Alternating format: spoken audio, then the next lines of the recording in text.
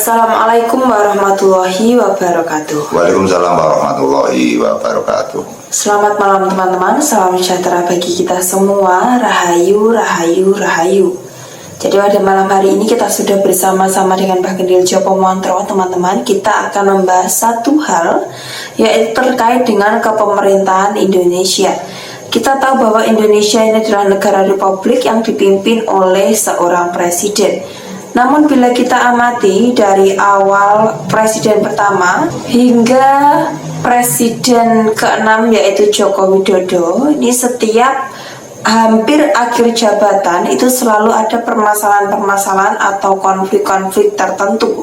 Seperti halnya ketika pemerintahan Bapak Presiden Soeharto, itu pun juga ada reformasi yang beliau pun juga terpaksa harus diturunkan dari jabatannya.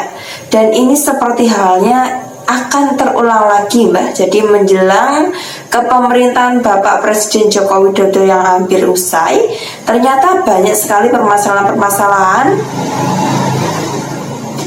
yang mana sebagian orang atau sebagian kelompok ini menginginkan bahwa Bapak Joko Widodo ini turun tanpa hormat.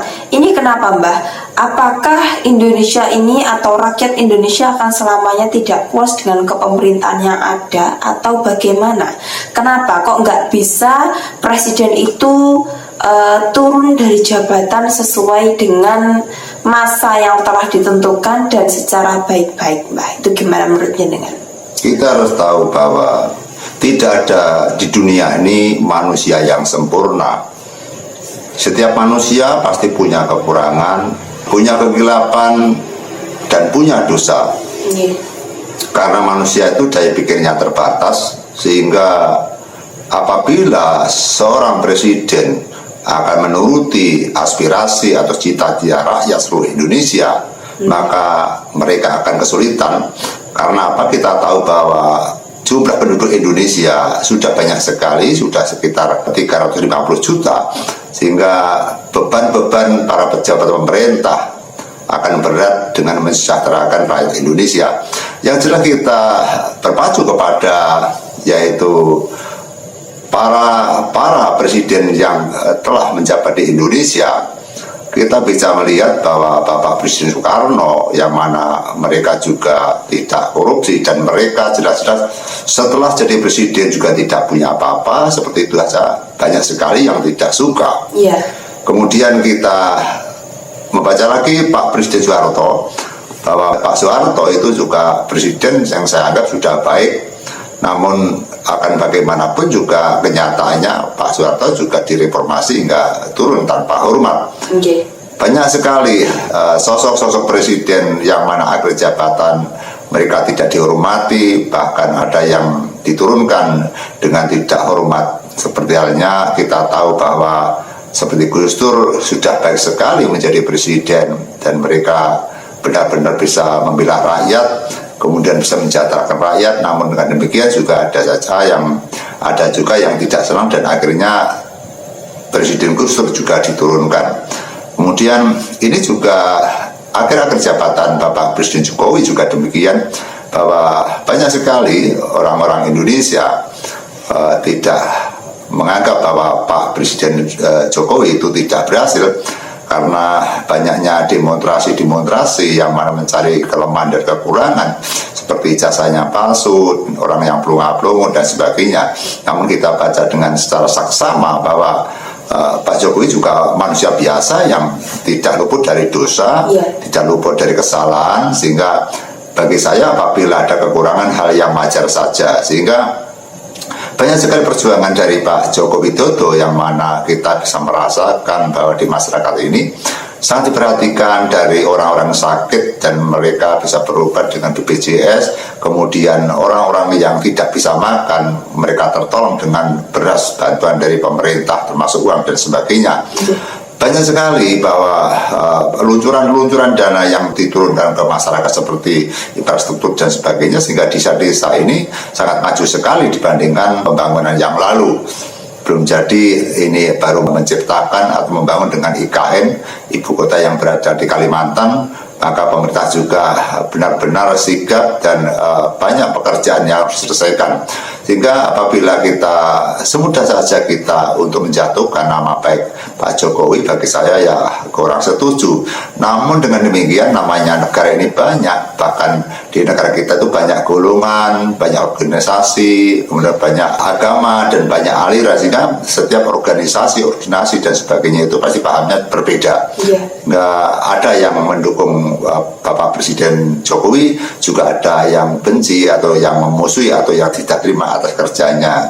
Yang jelas kita juga sedikit agak mengganjal bahwa seperti Pak Jokowi, semestinya andai kata saya jadi Pak Jokowi itu, apabila Pak Jokowi juga pernah berucap, pernah berjanji bahwa anak-anaknya tidak akan dijadikan seorang pejabat atau ikut serta di media politik, tapi kenyataannya anaknya juga ikut serta di media politik. Itulah yang menjadi sungkapan rakyat, menjadi semua merasa dia dikhianati itu janjinya atau ucapannya yang tidak simetris, tidak terbukti apa yang diucapkan. Kemudian yang jelas bahwa dari anak-anak Pak Jokowi semuanya hidup yang mapan menjadi pejabat.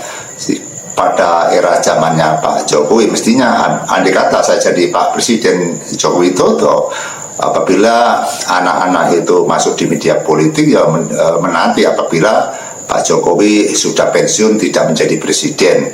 Apabila sudah tidak menjadi presiden, tidak ada salahnya anak-anaknya mengacungkan sebagai pejabat, bahkan mengacungkan jadi presiden itu tidak salah, karena mereka juga warga negara Indonesia yang berhak menjadi pejabat, asalkan mereka mampu. Dan kenyataannya dari anak-anak Pak Jokowi juga disambut dengan baik, dipilih dengan mutlak, seperti Mas Gibran juga mencalonkan wakil presiden yang akhirnya juga menang. Makanya disebut dengan, dapat dikatakan itu sebagai dinasti politik. Padahal yang nama dinasti politik itu kan juga dilarang oleh negara kita itu. Bahkan Pak Harto saja juga terhantui ketakutan apabila anak-anaknya diangkat menjadi seorang pejabat.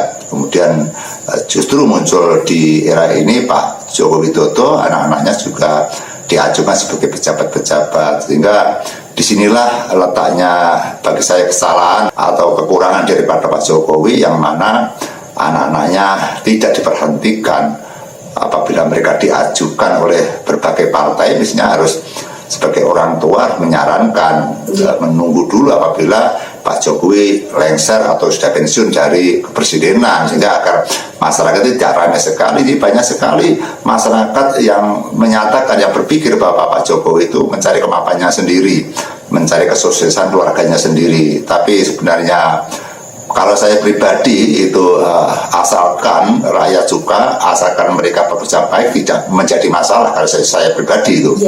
Karena negara ini butuh orang-orang yang pintar, yang bisa merukunkan seluruh rakyat Indonesia, mensejahterakan seluruh rakyat Indonesia, orang-orang yang berpotensi, orang-orang yang punya kualitas yang tinggi, sehingga tidak berarti Pak Jokowi itu mendukung sepenuhnya. Artinya memberikan kesempatan dan didukung oleh Pak Jokowi. Pak Jokowi mendukung, apabila rakyat tidak mendukung, tidak mungkin Mas Gibran jadi wakil presiden dan yang lain-lainnya.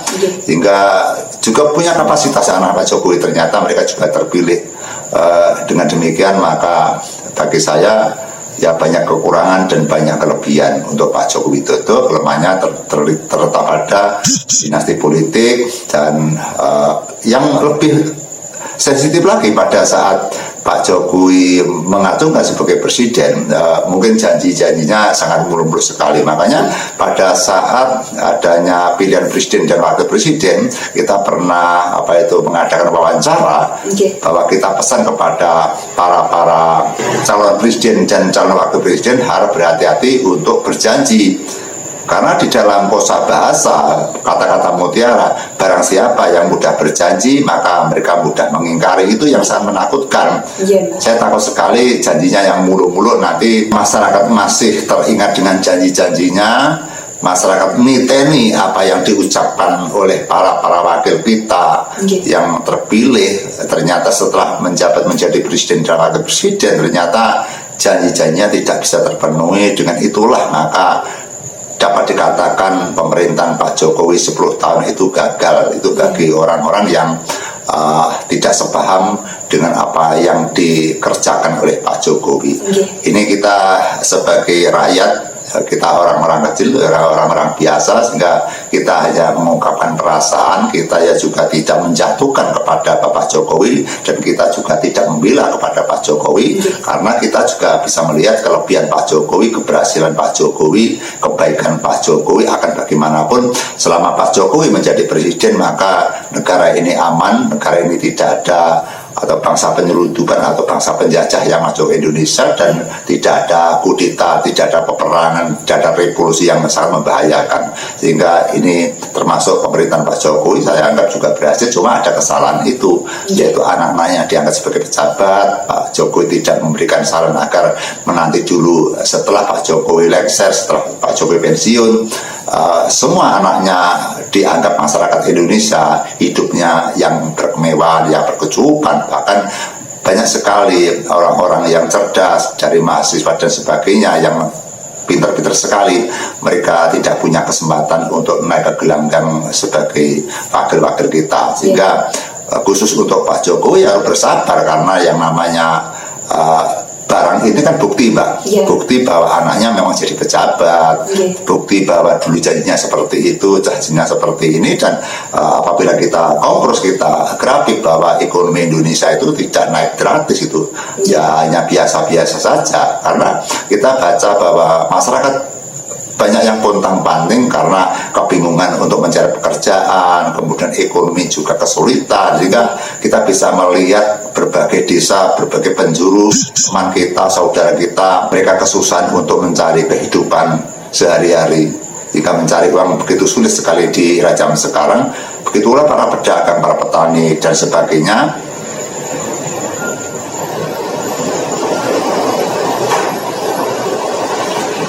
Mereka juga merasa kesulitan karena suara dari para petani bahwa pupuk mahal, bibit mahal, pengairan mahal, tenaga mahal, kemudian harganya kadang jatuh. Sehingga banyak sekali yang sama-sama di era zaman sekarang. Sehingga yang perlu kita lihat lagi bahwa pengangguran di era zaman saya, keluaran tahun 88, para teman-teman saya yang keluar dari SMA saja, satu kelas saja yang berhasil bekerja yang layak tidak lebih daripada 10 orang. Pada satu kelas ada 40 orang, berarti yang sekitar 30 itu pengangguran, mencari pekerjaan seadanya saja. Jika kalau menumpuk bertahun-tahun, lebih banyak lagi, semakin banyaknya tahun, akhirnya pengangguran semakin meledak, dan akhirnya mereka kerja serabutan. Padahal mereka punya ijazah, sehingga hanya mereka sebagai pedagang kecil, sebagai asongan, petani mancing-mancing dan buruh-buruh. Padahal mereka juga potensi berpendidikan yang tinggi. Enggak, jangan sampai hanya eker-ekeran di kalangan atas saja. Pemerintah harus menangani secara langsung apa yang dibutuhkan rakyat yang sebenarnya. Terus bagaimana tentang pembangunan IKN, Mbah? Karena banyak sekali yang menebak bahwa pembangunan IKN ini tidak bisa terselesaikan. Kita sebagai warga negara Indonesia, bahwa pemerintah atau negara memiliki cita-cita untuk mendirikan ibu kota yang ada di Kalimantan, tentu kita harus mendukung sepenuhnya. Karena apabila nanti berhasil dijadikan IKN yang ada di Kalimantan, yang jelas bertujuan untuk mensejahterakan seluruh Nusantara, hingga adanya ibu kota yang ada di Kalimantan, itu seperti halnya kita tidak pilih-pilih apa-apa, selalu di Pulau Jawa, ternyata IKN juga bisa di Kalimantan.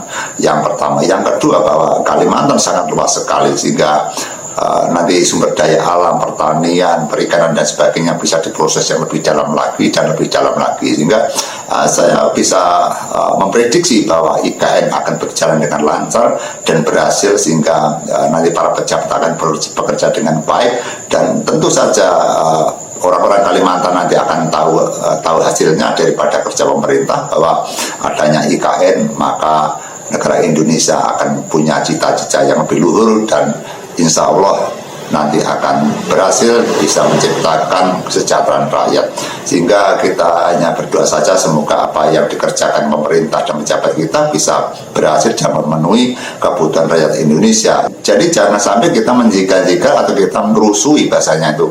Kita kalau tidak bisa memberikan uang, kita tidak bisa memberikan apa-apa, kita cukup berdoa saja agar cita-cita pemerintah bisa terlaksana. Apabila nanti terlaksana dengan baik, maka yang mendapatkan kenikmatan tidak lain hanyalah rakyat Indonesia. Itu yang sangat penting sekali bagi kita, Mbak. Ya. Jadi itulah teman-teman pembahasan atau tanggapan dari Mbah Kendil Jopomontro. Jadi kita awali tadi tentang pembahasan kenapa kalau setiap Presiden Indonesia yang mau turun atau selesai jabatannya itu selalu ada permasalahan-permasalahan yang mana banyak sekali orasi-orasi yang menginginkan bahwa Presiden tersebut turun atau turun jabatan tanpa hormat. Ini kita mengambil tengah-tengah, Bang. Ya. Jadi kita tidak memenangkan salah satu kubu. Jadi Mbah Kendil dulu kalau tidak salah memilih Pak Jokowi ya? Dulu saya tidak memilih Pak Jokowi karena saya memiliki pilihan tersendiri. Sehingga setelah kita merasakan bahwa Pak Jokowi juga bekerja baik, mereka berhasil, saya anggap berhasil, saya juga mendukung akhirnya.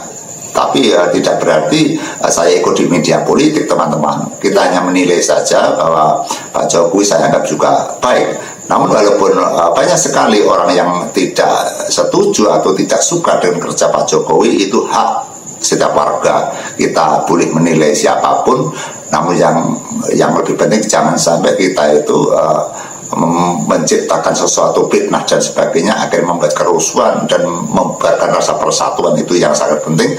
Walaupun kita mengkritik, kita demo, kita menghujat, tapi tujuannya adalah untuk menciptakan agar Indonesia makmur dan berjaya. Itu yang sangat penting sekali. Sehingga disinilah letaknya kewajiban-kewajiban dan kerja-kerja para pejabat. Apabila presiden setiap akan pensiun pasti dihujat, pasti akan dilengsirkan, itu harus kita introspeksi diri bahwa negara kita akui banyak kekurangan dan kepincangan, misalkan banyak oknum-oknum korupsi dan sebagainya, penyelewengan uang dan sebagainya, maka menjadikan rakyat marah dan marah karena rakyat saja susah sekali hidup. Bagaimana mereka bisa maling uang negara, bisa merasakan dan menumpuk uang yang tidak bisa dihitung jumlahnya, mereka berbuya-buya dan bersenang-senang, sehingga oknum-oknum seperti itulah yang menjadikan rakyat kita menjadi benci.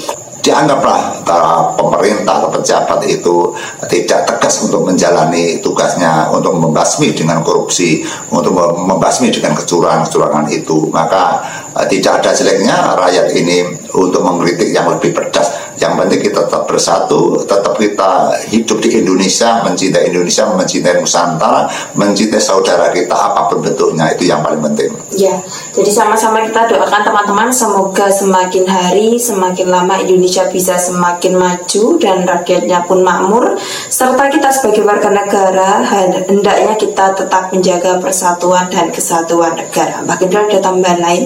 Yang paling penting adalah kita sebagai warga negara, kita berusaha semaksimal mungkin, yaitu kita menciptakan persatuan dan kesatuan, ketentraman, sehingga kita sebagai rakyat jangan sampai kita membuat permasalahan di negara ini sudah banyak masalah, sehingga jangan ciptakan masalah, kita ciptakan sesuatu yang menyenangkan, sesuatu yang menguntungkan bagi negara dan bangsa ini. Terima kasih.